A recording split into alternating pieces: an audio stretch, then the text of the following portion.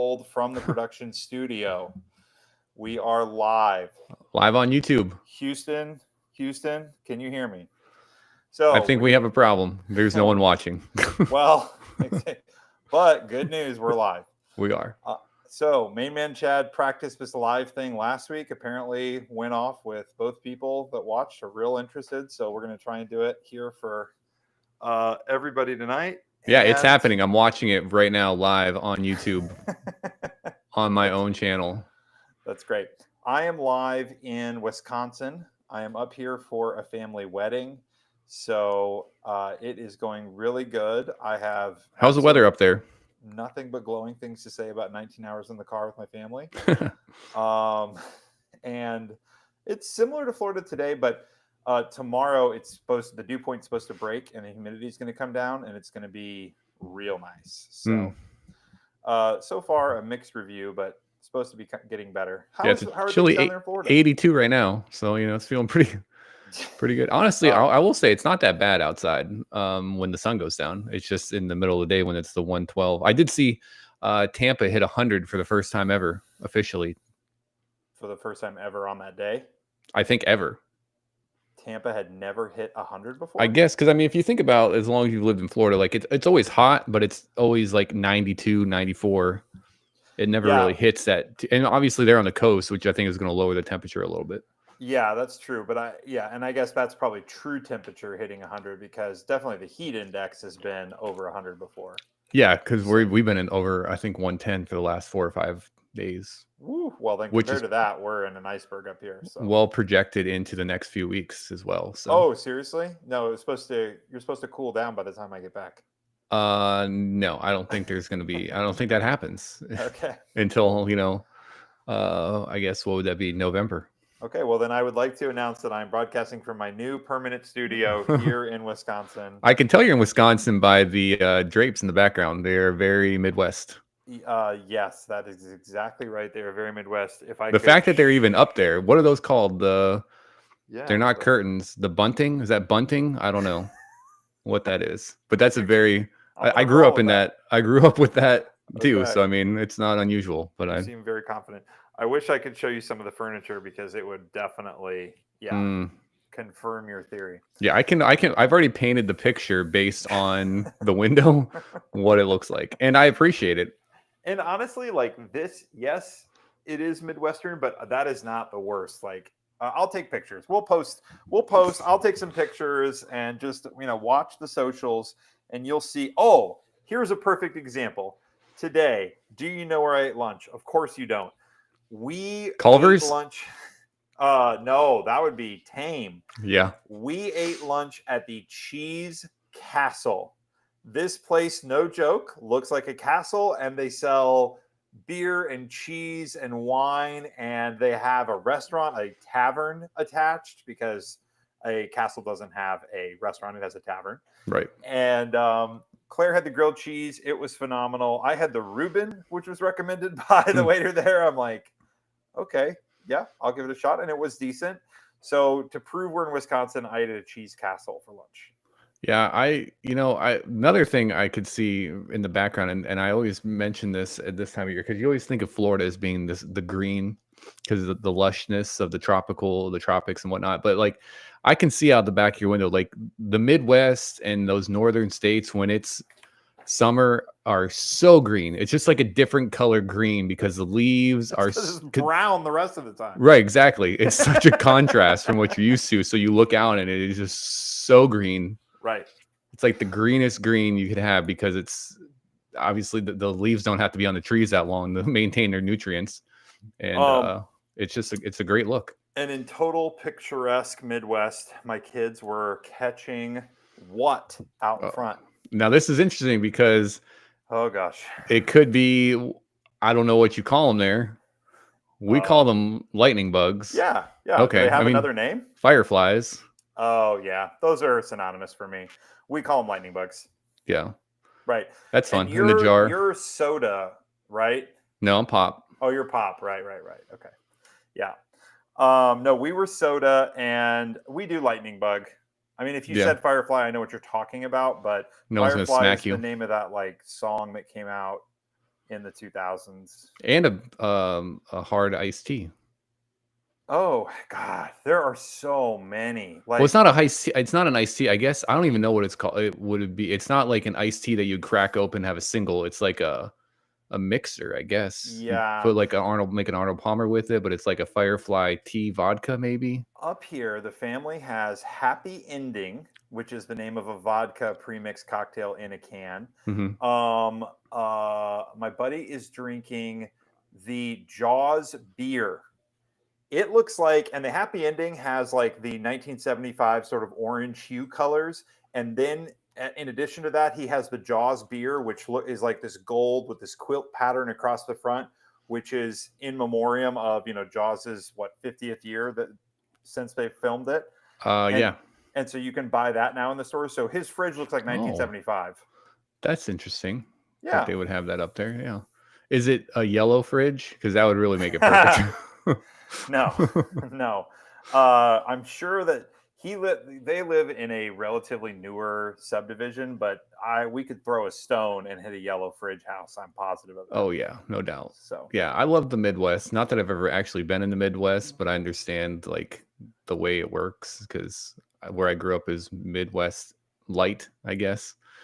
Yeah, the line is a little tricky. I mean, I think technically you were Rust Belt, but I don't know why that precludes you from also being Midwest. So yeah, because we're just normal people. Right. You're a little rusty, but right. Normal. Okay, so we're here in Lake Geneva, Wisconsin, to be specific. Lake Geneva is a massive lake, and it is known for predominantly people from Chicago who have hit it rich and done well, come up here, and this is their summer paradise. Because as you know from properly living on the lakes, and I've heard you say this before, you lived right on Lake Erie, but you don't know the last time that you went to Lake Erie, even as a kid. Like you guys weren't like, hey, let's go swim in Lake Erie. No. You couldn't most of the time because the bacteria count was too high. so there's that. Right. Chicago may have that same problem. I don't know. Well, it's fun too, because at the beach, so at the peninsula, they had beaches like beach 1 through 11 or whatever. Okay. Wow. And they're like super creative on the naming. And they're like, beach 8 is closed due to high bacteria count. But don't worry about 9 or 10. Right, exactly. So it's like, okay. Yeah, perfect. So all the Chicago people came up here, but this is an age-old tradition. And when I say age-old, again, you being Mr. History, you're going to love this. So the reason that Lake Geneva became what it was because back in the early 1800s, there was a people that would come up here, but it was raw woods. Like you were humping it in, like it was raw. And so actually the first group that came up here came up from the University of Chicago to build an observatory, which you can still go to today, which was visited by Albert Einstein. And they obviously, to build an observatory, you need a lot of supplies. And they got some Gilded Age robber baron or somebody to fund the project of building a railroad line to come up here to Lake Geneva to drop off the supplies. Well, they didn't obviously, decommission the railroad line once they were done building the observatory, which is what led to the ultimate development of the area. And so then did you go to like the Historical Society today? Hey, no. Listen, no. I'm about to tell you what I did. Okay. So what is happening? You've been up there for 2 days and you're giving us the whole rundown. Come on, man. I'm not just sitting here playing tiddlywinks. I got stuff to do. There's history to know.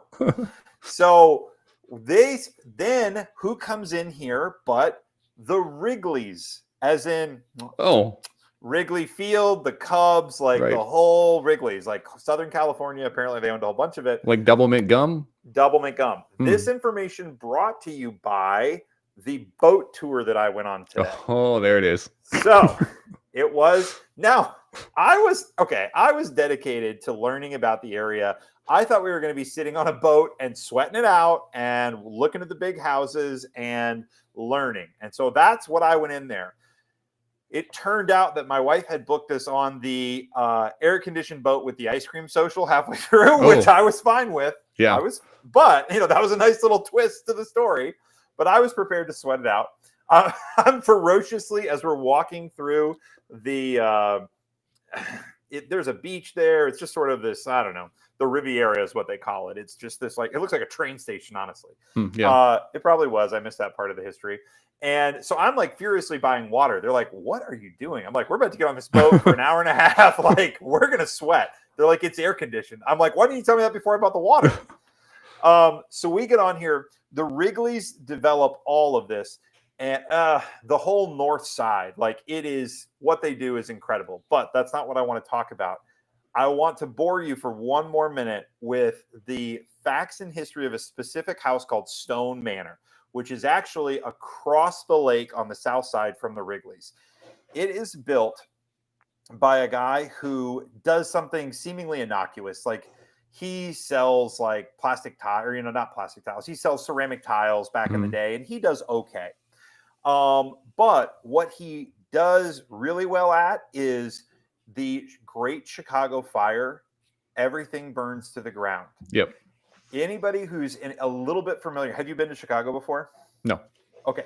And the Loop in Chicago is the main drag. Like you want to live inside the Loop because that's where all the high money real estate is. That's where all of the Chicago's version of Madison Avenue, where all their advertising firms are. That's where all the big businesses. Not the murders.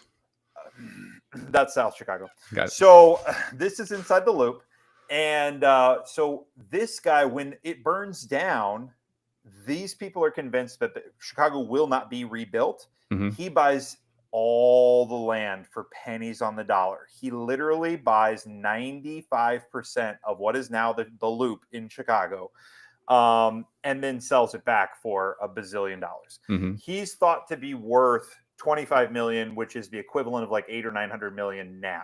Yeah. So with his newfound riches, he goes to build Stone Manor on Lake Geneva, and he is going to build this 50,000 square foot, 7-story, 3 of which are subterranean, house into this rolling hill going down to the lake. And he has a budget of 150,000. So as house projects go, he spends $2 million, which is the equivalent of $80 million today. Wow. He has the pleasure of living in this house for 5 years, and then he dies. Right. He donates it to a religious organization. It wasn't exactly the diocese, but they decide to turn it into a girls' school, like Catholic or Catholic-ish girls' school.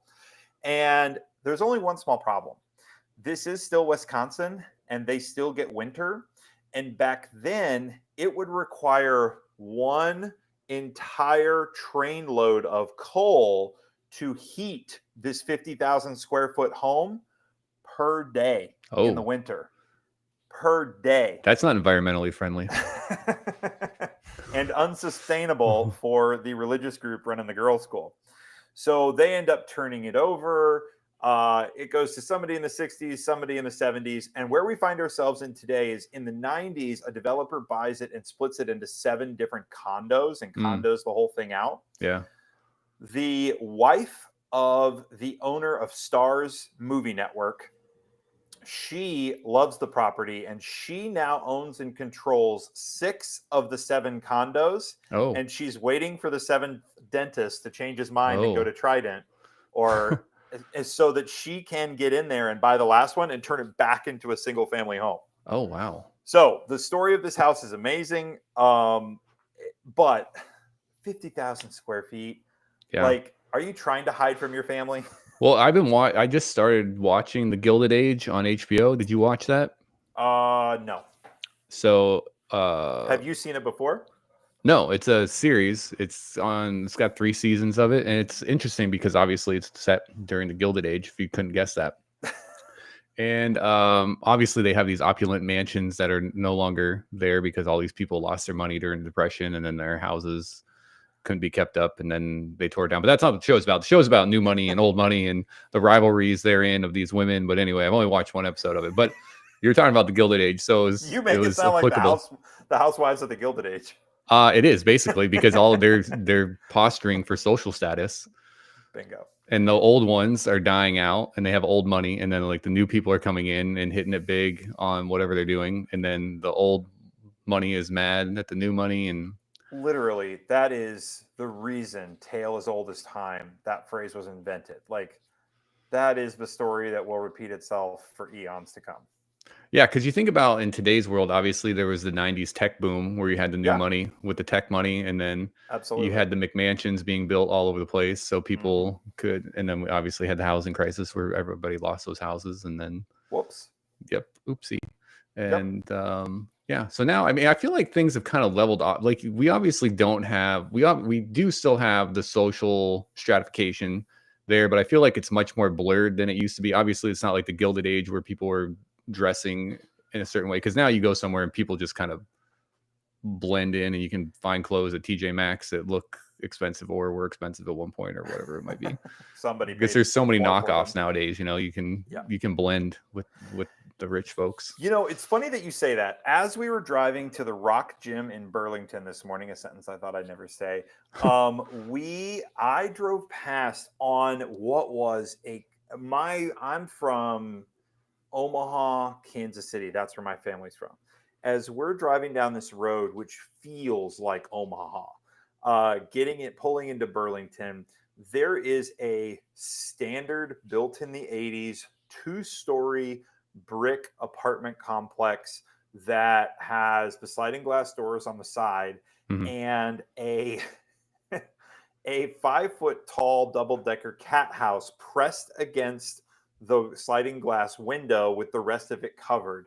And I immediately thought to myself, I would work so hard to get out of that apartment that I would probably just sleep in my car until I didn't have to live there anymore. Um, and then you drive down the street, a block, and there's reasonable houses. And then you drive 2 more blocks, and it is America. I mean, America is this melting pot.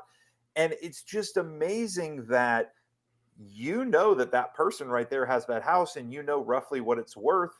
And you either choose to turn over your time or your energy or your talents to get the money and be materially successful, or you just sit in the cat apartment for the rest of your life, and that is what it is.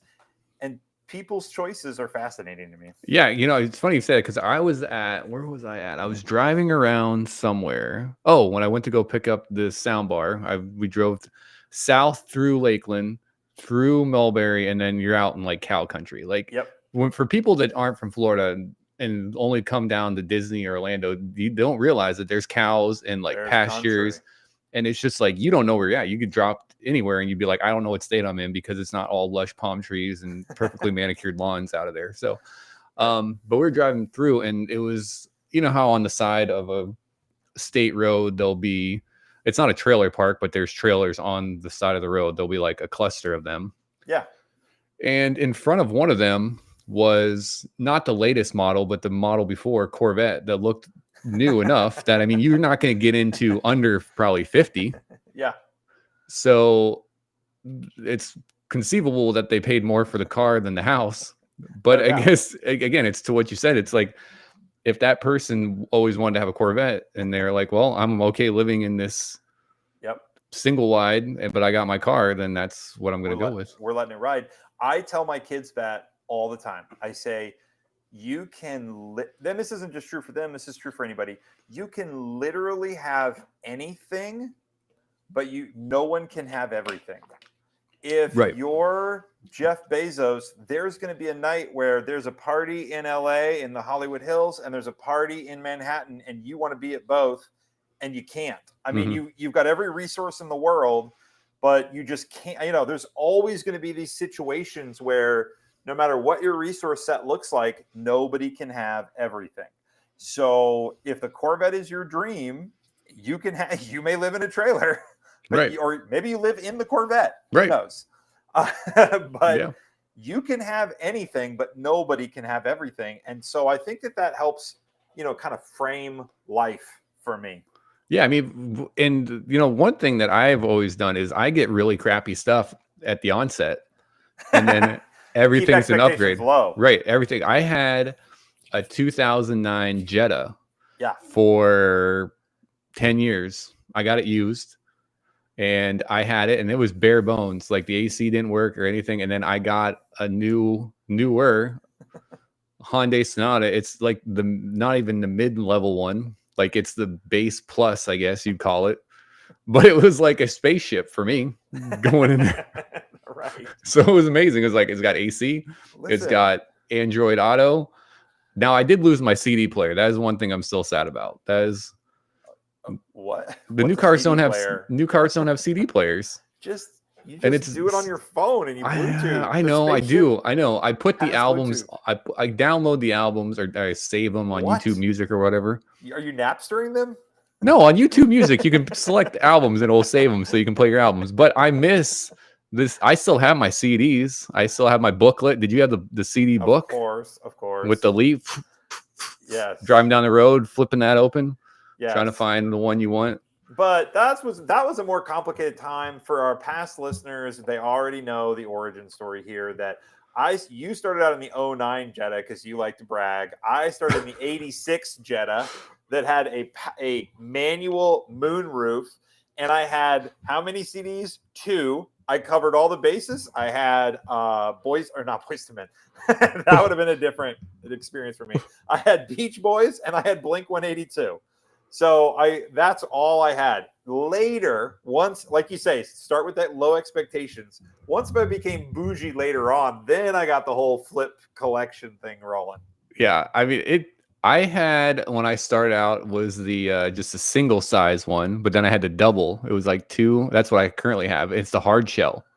Oh yeah. Yeah, because you don't want those to break. And sometimes I'll look through them, and I'll look through the burn CDs that I made, and those are some gems. I got a Christmas one in there. Yes. I got some movie soundtracks that I threw together. Not an entire soundtrack, just like themes of different movies. I think that for the benefit of our audience, we need to take those and create Spotify lists based on the mix that you made so that people can enjoy it in the exact same way that you mastered same it order. originally. Yeah, I bootlegged the Karate Kid soundtrack. Oh, okay. Off of Napster. Yeah, did that one. Napster was it back in the day. Those were simpler times, man. Yep. Simpler times. That's exactly right. You didn't have to worry about going to the Coldplay concert and getting found out. Like, there weren't these types of issues. Yeah, why do we care about this so much? It's blowing my mind. Like, it's 2 people that were cheating on their. I guess I don't understand. Like, for me, it's great because of the stupidity. Again, just don't act like an idiot. Just stand there and nobody thinks anything. Right. They think you brought so much more attention to it. And it's one of those things like everyone in their circle had to know, obviously. Oh, yeah, absolutely. And like the girl that worked for her was standing right there. It's one of those like worst kept secrets, but since it got publicized, they had to do something about it. But like everyone in that company knew that they were doing that. Well, and speaking of worst kept secrets, I keep hearing the name Epstein come up. Oh, yeah. It's a hoax. I feel like we're repeating the episode from 2 or 3 weeks ago where we talked about the fact that Trump was deflecting. It's still in the news cycle. He has been a master at being able to control the narrative around his news cycle, but he just doesn't seem to be able to do anything about. No, this is too big. It's because this is something that his base wanted for so long. And he promised. Right. And now he's pivoted on it and no one's following through because it's so close and people want to know the names on the list. And they're not going to do anything with it. No, of course not. No. This is, and forgive me if I've said this before, but like this is the old expression. If you owe the bank $1 million, it's your problem. If you owe the bank $1 billion, it's their problem because that will mess up their books. And so that's this thing. Like Trump is too big and too rich and too powerful. Like this is not his problem. Like it's not going to mess him up. He's no. Good. And those names that because Maxwell was meeting with Congress or congressional committees or something. She was interviewed twice, and she was given limited immunity. Right. So I mean, even if like she starts dropping names, whoever's on the list is just going to be like, no, I wasn't. The worst thing he could do would be to commute her sentence and let her go.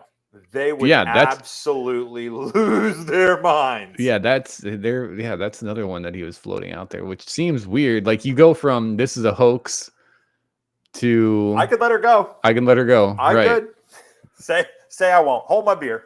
Right. It's just like I wonder what he's doing or what he's thinking about. Like, I don't know. Like, he is all over the place. It makes no sense. It's hard. Like, it's weird that there's like it's weird to me in any situation that people are so heavily partisan anyway that they just follow their ideology one way or the other. Like, they can't follow everything someone says. Like, it's impossible. There's got to be something you disagree with. Absolutely. But people are just like lockstep. But I think this is kind of showing the cracks that he might not have as much control over as many people as he thought he did. I like the fact that Jerome Powell, did you see what happened when Trump and Powell walked the new Fed building that was still under construction? Yeah, where he was like, that was for a different building. Yeah, he goes, we built that thing 5 years ago. Right. You threw that on here.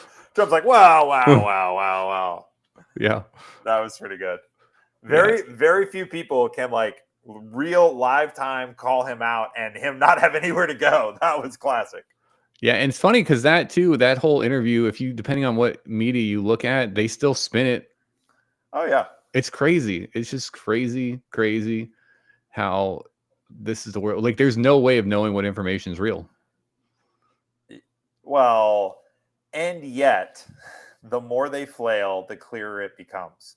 Like, no one believes that Epstein committed suicide in his cell because we've got the missing minutes on the tape. But what if he did? That's the crazy. Like, there's always a simple answer to big problems. That's like the Kennedy situation again. Like, that is something that no one wants to believe was a single shooter because it's just like it's too big of a thing for one person to do. And so, like, we don't want to accept it. But like, I don't think Epstein killed himself either. But like, even if he did, like, people don't want to accept that because it's just such a simple solution to such a huge issue. Yeah, you're laying the Occam's razor on me. The simplest solution is the most likely the solution. And I agree with you most of the time. And I think that in this case, though, the simplest solution is he didn't kill himself, which is why the tape is missing. And therefore, boom, here we are. And like with Kennedy, I have said this from the beginning. Let's assume it's the CIA.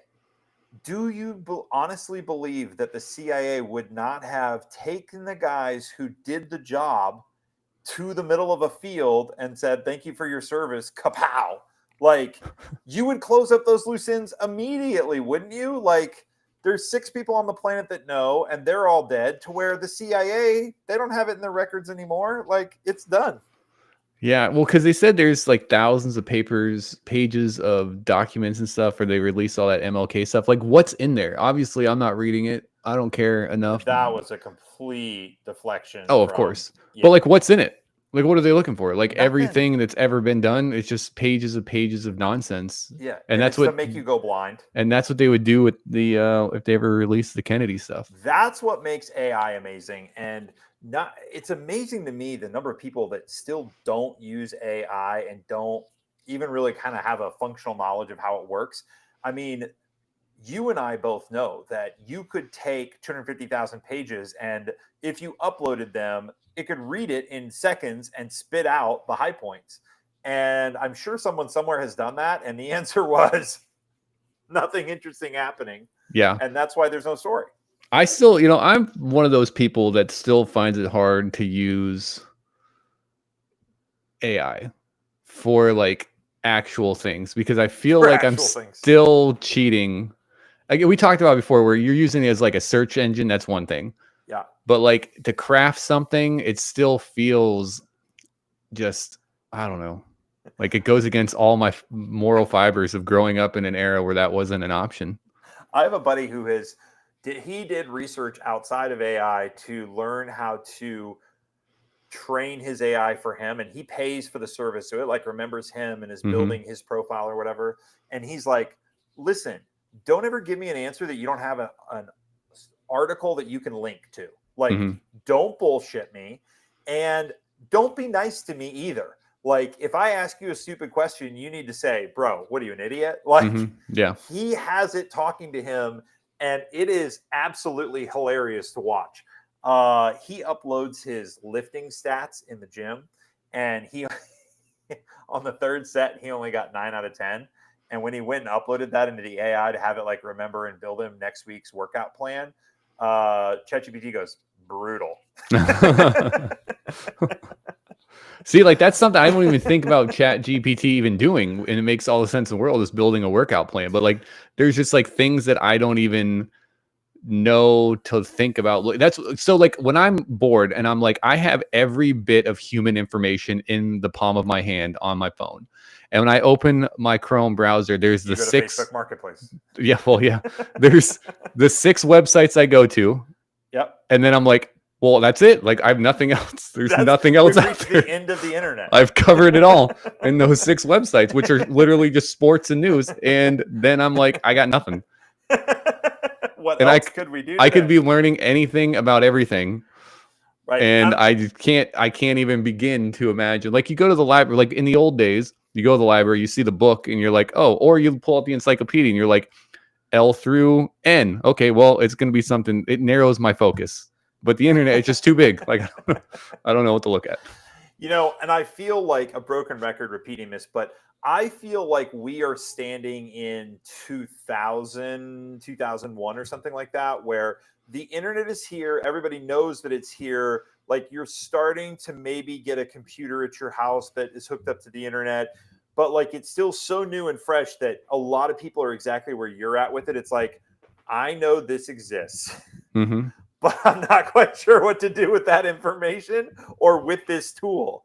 But if you read about it, if you look a little bit through the looking glass on this, you can pretty easily see that like we are going to start using it for everything. And anybody that doesn't is going to get cooked. Absolutely cooked, because the standard is the generation of kids that are going through now, obviously they're using it for ethical and unethical approaches to their learning. Right. Well, that's the thing. It's like a talent eliminator or equalizer. Right. Yeah. Oh, this year. Okay. So the IMO, which is the internet, it's the IMA, the International Mathematics Association. They have it might be the IMO. Don't quote me on that. This isn't CNN or Fox News. CNN doesn't fact check. Let's be honest. Exactly. So this is CNN. And so on that, for the first time, this is high school kids who are taking a math test where they sit around all year and try and think up 6 problems that have never been printed anywhere before. Not in a single textbook, not online. They are nowhere. They are making these things up. And the problems are so complex that unless you're a math whiz to start out with, like the problem, you would look at it and go, I don't even know what the fuck you're talking about. Yeah. Pardon my French. And so these last year, AI, meaning like Google's DeepSeek and ChatGPT, were allowed to compete, and they got silver medals, meaning that they solved. It's a 2-day. You get 4 hours a day. There's 2 or 3 days. I mean, it is a brutal thing. You're saying not they're like engineers, but they're AI. And the high school kids taking it. Yeah. So the high school kids taking it are taking it over, I believe, 2 4-hour sessions, and they're solving a total of 6 problems. So they solve 3 problems one day, 3 problems the next day. They've only got 4 hours each day. So it is the computers, which are not being, the engineers get there, the problem gets inputted, and then the engineers stop and they just let the AI do its thing and see what it can do. So last year they got the silver medal.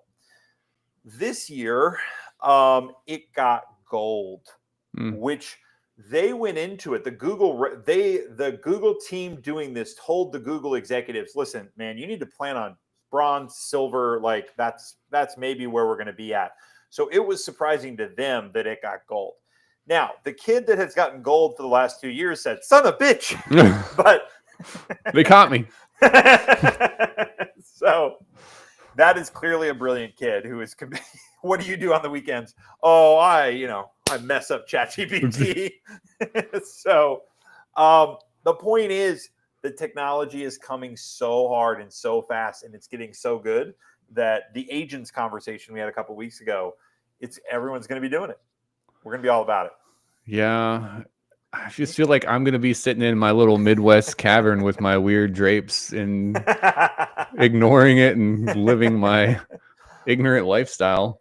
But I think that's because you have the benefit of age. Like you Yeah. have picked your career, you are in it, you have done what you needed to do by this point in your life to where you can just sort of ride that out into the sunset. Right. If you're 18, 19, 20, Yeah. you don't have that luxury because Yeah. you won't make it to the game if you don't know how to if you don't have these skills. Yeah, because this is what our parents were looking at with us, obviously. Right. And the And internet. and how crazy that was.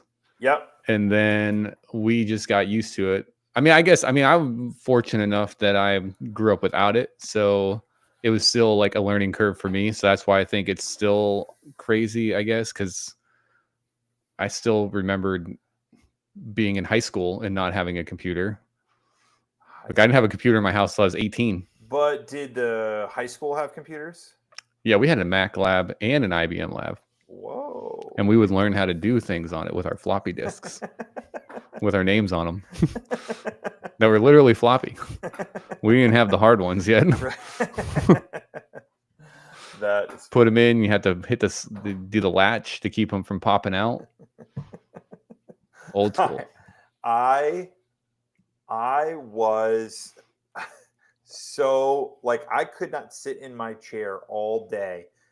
I want to say it was 8th grade, maybe it was 9th grade. I should remember, but I could not sit still in my chair because I knew that my stepdad the weekend before had set up a brand new gateway Mm-hmm. in The cow. The cow computer. That's literally what I was thinking of. Right. Yeah. The cow computer, not a Dell. We got a Dell later, but we started with the gateway cow and it was awesome. And you could like play solitaire like no one's ever played solitaire before. But on Wednesday, I'm sitting in my chair and I just can't think about anything because I know that the cable guy is there installing the internet on this thing. Ooh. And so when I get and I'm talking to all the guys about it, because at the cool table, that's all you talk about is the internet. Yeah. And so we talk about what you're going to look at on the internet when you get home. That was where I was going with this. So I go home to look up the Bible verses that I've been thinking about all day. Right, because you want to memorize them for Sunday. He has this thing locked down so tight that I kid you not, I could no longer use solitaire. It was locked down. And I said to him, I was like, maybe I just don't know how to use it yet, but I was trying to look up, ancient Roman history for class and it wouldn't let me do it. And he thought that I was bluffing. And so fortunately I was able to take him in there and do ancient Roman history. And it was like, and he's like, well, maybe we can make some adjustments. I was like, that would be wonderful because this was a buzzkill. Yeah, that's funny. Cause I remember getting my first computer. We had dial-up and I had net zero. Yeah. Oh yeah. Which was free because we weren't going to pay for AOL. That was crazy. And then well, they kept sending you those 100-hour discs. Yeah. And then we got free dial-up from the college because I wasn't living on campus. They give you a little disc so you could hook into their server, which was sweet. Pretty amazing. Took like 4 hours to download a song. How do you, when you reflect back on the idea that like you were downloading songs and Mark Zuckerberg was inventing Facebook, what parallels and contrasts do you draw from those difference in life circumstances? I think it was because I assume Mark Zuckerberg didn't have a very social or loved upbringing. He knew money would fix it. So that was probably, I think maybe because people that grow up in decent situations don't change the world. Yes, you're 1,000% right. Like you talk to anybody that's done something and they can tell you about adversity. Right. I had none. Some way, shape, or form. Yeah. I mean, my biggest adversity would have been anything self-inflicted. So yeah, self-inflicted. Right. Yeah. There was nothing. Which I'm not even sure that counts as adversity. I have to look that up. Right. Yeah. I didn't overcome anything. I just woke up each day and just did whatever I wanted. Which, by the way, also doesn't make for a great college essay. No, I don't. That wasn't a thing when I was going to college, thankfully. Well, I'm not sure what we've talked about for the last little bit here, but I think we did a fine job doing it. And We I got will 2 people watching, so that's good. hot dog. That's 2 more than last week. If we grow this, I mean, exponentially, I mean, shit, we'll be at 120 in That's great. 4 weeks. Listen, we need to get audience reaction. If I need to go grainy next week too to make this work, then I can do that. So. Yeah, I imagine there's a way to interact on the chat, but I don't know. Let me jump in the chat here and see if I can Okay, get somebody. do something here. Let's see here. I'm just gonna say hi. Maybe. Yeah. Does it show up for us to see it? Oh, it does. Yeah. So if you're watching and you want to interact, Bingo. you can see it on the chat there. Maybe. Be YouTube Live. All right. All right. Sounds good. So next week, we'll be coming back at you live from Florida. We'll have some more updates. We'll talk about some other current events going on around the world. Maybe some anecdotes. Anything funny happened to you in the last few days here? Oh, no. It's been hanging out. I got to go back to work on Wednesday. So there's that. So. Oh, the old grind. All right. Yeah. Well, I'm sure we'll have some good stories from that. Not that we can tell, but we can laugh about. That will be for our private discourse channel. Which maybe that'll be what we get subscribe. We get the premium account for. You can learn all the dirt of a certain public school or private school. All right, be good.